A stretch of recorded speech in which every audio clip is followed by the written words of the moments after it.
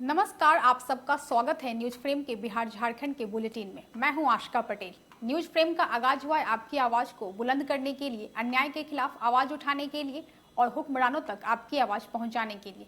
तो चलिए शुरुआत करते हैं आज की खबरों से। 1855 में स्वतंत्रता की लड़ाई के अग्रगण्य भारत माता के वीर सपूत और हुल आंदोलन के मुखिया सिद्धू कान्हू एवं चांद भैरव को मुख्यमंत्री हेमंत सोरेन ने माल्यार्पण अर्पित कर श्रद्धांजलि दी। इस अवसर पर गांडे विधायक कल्पना सोरेन, खिजरी विधायक राजेश कच्छप और पूर्व विधायक केन त्रिपाठी सहित कई अन्य विधायक भी उपस्थित रहे।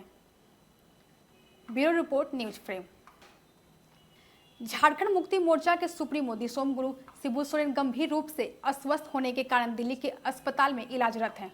उनके शीघ्र स्वस्थ होने की कामना को लेकर झारखंड वासी प्रार्थना दुआ कर रहे हैं। इस संदर्भ में राजधानी रांची का ऐतिहासिक सिरमटोली सरना स्थल पर आदिवासी समुदाय के द्वारा सरना प्रार्थना सभा का आयोजन किया गया और आदिवासी रीति परंपरा के अनुसार शिबू सोरेन के स्वास्थ्य कामना को लेकर सच्चे हृदय से प्रार्थना की गई। हम लोगों ने पता किया है तो अभी सुधार हो रहा है उसका तबीयत में, और बहुत जल्द ही हमको लगता है कि मतलब 2-4-5 दिन के अंदर वो स्वस्थ होकर के फिर पुनः झारखंड रांची में आएंगे अपने आवास पर। और झारखंड में जिस तरह का हालात है उस पर वो सरकार के सहयोग, जिस तरह का जान रहे कि उनकी बेटा खुद अभी मुख्यमंत्री हैं श्री हेमंत सोरेन जी, उनकी और उनकी वाइफ पूरी तरीके से वहाँ लगी हुई हैं और वो लोग भी चाह रहे हैं कि जल्द से जल्द बाबूजी, उनका गुरुजी जो है स्वस्थ हो। और इसी के लेकर के आज बहुत सारे कार्यक्रम को भी रद्द किया गया है। जैसे देखें तभी कल का जो पूजा था जगन्नाथपुर मेला का, उसमें वो सम्मिलित नहीं हो पाए। बस इन्हीं कारण से लोग, पूरे झारखंड के लोग चिंतित है कि जल्दी से जल्दी दिसम गुरु शिबू सोरेन स्वस्थ हो जाए और झारखंड में पुनः लौटे। रांची से रूपम की रिपोर्ट। हूल दिवस पर रांची के सिद्धू कान्हू पार्क में 1855 को संथाल में हुए हूल आंदोलन के नायकों को श्रद्धा सुमन अर्पित की गई। अलग अलग आदिवासी और अन्य सामाजिक संगठनों, राजनीतिक दलों के नेताओं और जिला प्रशासन ने सिद्धू कान्हू पार्क में स्थित प्रतिमा पर माल्यार्पण कर आंदोलन के वीर नायकों को याद किया। रांची से रूपम की रिपोर्ट।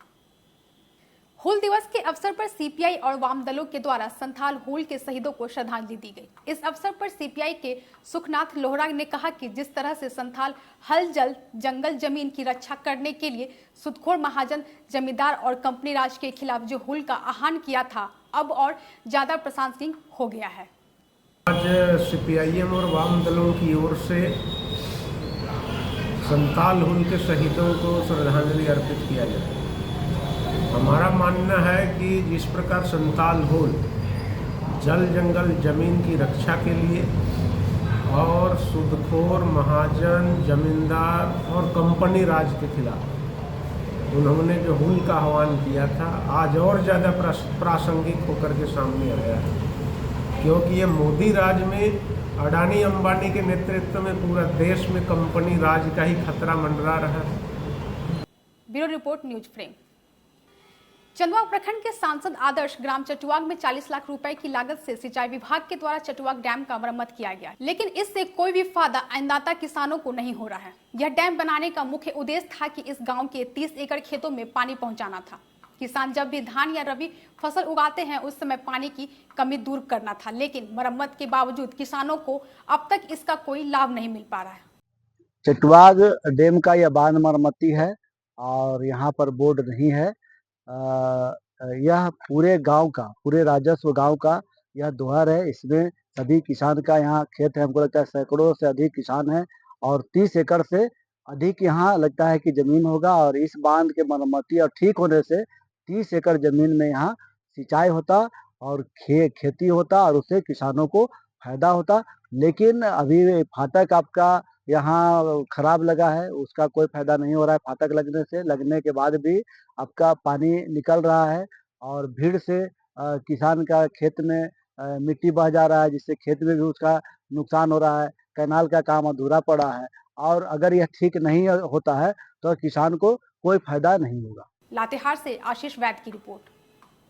बिहार में स्वास्थ्य मंत्री मंगल पांडे ने तेजस्वी यादव के बयान पर तंज कसा है। उन्होंने कहा कि अमर्यादित शब्द का उपयोग यही लोग कर सकते हैं और यह लोग बाबा साहेब अम्बेडकर के संविधान और बाबा साहेब को कभी मानते ही नहीं हैं। ऐसी भाषा बोलने वाले लोग यह हैं जो कांग्रेस पार्टी के गोद में बैठे हुए हैं, वैसे पार्टी के साथ हैं जो आपातकाल लागू करने वाले और संविधान को कुचलने वाले पार्टी हैं। तो ये तो अपराध के बल पे चुनाव कराने वाले लोग, तो इन लोगों को कैसे अच्छा लगेगा कि कोई चुनाव शांतिपूर्ण तरीके से हो, कोई चुनाव व्यवस्थित हो, न्यायपूर्ण हो, पारदर्शी हो। इन्हें कभी अच्छा नहीं लगेगा। ये ऐसा ही चाहते हैं कि गड़बड़ सड़बड़ होता रहे। तो गड़बड़ सड़बड़ करना तो गलत बात है। और कोई भी संवैधानिक संस्था जो संवैधानिक तरीके से संविधान के द्वारा बनाई गई है, उसके कार्यों को, उसके निर्णयों को स्वीकार करना चाहिए। और यदि कोई सुझाव देना है तो जरूर सुझाव दीजिए आप, लेकिन इस तरह का भाषा बोलना कहीं ना कहीं स्पष्ट तौर पे बाबा साहब अंबेडकर जी के संविधान को ही चुनौती दे। पटना से अविनाश कुमार सिंह की रिपोर्ट। बिहार उप मुख्यमंत्री सम्राट चौधरी ने कहा कि इस देश के अंदर सभी जाति, धर्म और लोगों को लोकतांत्रिक अधिकार प्राप्त है। इस देश में हिंदू, मुस्लिम, सिख, ईसाई, जैन सब भाई भाई हैं। आपस में मिलकर के इस देश को आगे बढ़ाना है। जो भी इस देश के लिए अच्छा होगा, हमारी सरकार वही काम करती है। जिस तरह आरजेडी ये बोल रही है कि हम वक्फ बोर्ड बिल फाड़ देंगे, तो ये कौन नया चीज करेगा? ये लोग तो आरक्षण विरोधी है। महिलाओं को आरक्षण मिल रहा था अटल जी के समय, तो तब बिल फाड़ दिया था। तो ये लोगों का इतिहास ही है कानून पर भरोसा नहीं करना, गुंडागर्दी करना। राजद का मतलब ही है अपराधीकरण, गुंडागर्दी करना और बिल को फाड़ना। पटना से अविनाश कुमार सिंह की रिपोर्ट। प्रदेश जनता दल यूनाइटेड के निर्देशानुसार पूरे राज्य में पंचायत, वार्ड एवं बूथ स्तर पर संगठनात्मक मजबूती के उद्देश्य से वर्चुअल वीडियो कॉन्फ्रेंसिंग के माध्यम से क्रमबद्ध बैठकों का आयोजन किया जा रहा है, जिसमें कुर्था विधानसभा अंतर्गत नदौरा पंचायत में सभी बूथ एवं खेमकरण सराय के सभी बूथ सफलतापूर्वक संपन्न हुई, जिसकी अध्यक्षता जदयू प्रखंड अध्यक्ष राम प्रवेश ने की। जबकि बूथ जीतो चुनाव जीतो कार्यक्रम के अभियान का नेतृत्व विधानसभा प्रभारी शत्रुघ्न पासवान ने किया। अरवल से रंजन कुमार की रिपोर्ट। सुपौल जिले के छातापुर प्रखंड के कार्यालय परिसर में स्थित एलएन सभागार में मतदाता सूची विशेष गहन पुनरीक्षण 2025 के तहत सभी मतदाता केंद्र स्तरीय पदाधिकारी, पर्यवेक्षकों और सभी मतदान केंद्र स्तरीय पदाधिकारियों का प्रशिक्षण कार्यशाला का आयोजन किया गया। इस कार्यक्रम की अध्यक्षता सुपौल जिलाधिकारी श्रावण कुमार ने किया। भारत निर्वाचन आयोग के द्वारा पूरे राज्य में अभी विशेष गहन पुनरीक्षण अभियान कार्यक्रम शुरुआत किया गया है और इसका उद्देश्य है कि जितने भी मतदाता हैं जो योग्य पात्रता रखते हैं और वो भारत के नागरिक हैं, उनका नाम मतदाता सूची में होना चाहिए और जो अयोग्य हैं और भारत के नागरिक नहीं हैं, उनका नाम मतदाता सूची में नहीं होना चाहिए। एक मूल यह है, अर्थात योग्य व्यक्ति का नाम हो और जो अयोग्य है उसका नाम नहीं हो।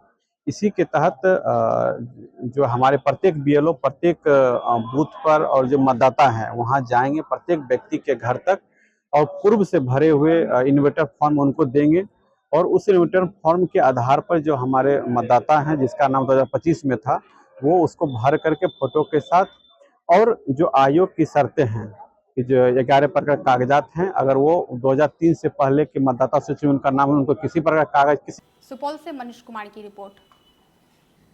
पूर्णिया पुलिस ने ट्रक में बने रेफ्रिजरेटर जैसे कंटेनर से 7,392 लीटर विदेशी शराब जब्त की है। असम से दरभंगा भेजी जा रही इस शराब को जलालगढ़ में पकड़ा गया। ट्रक चालक व खलासी को गिरफ्तार किया गया है। कई राज्यों की फर्जी नंबर प्लेट भी मिली है।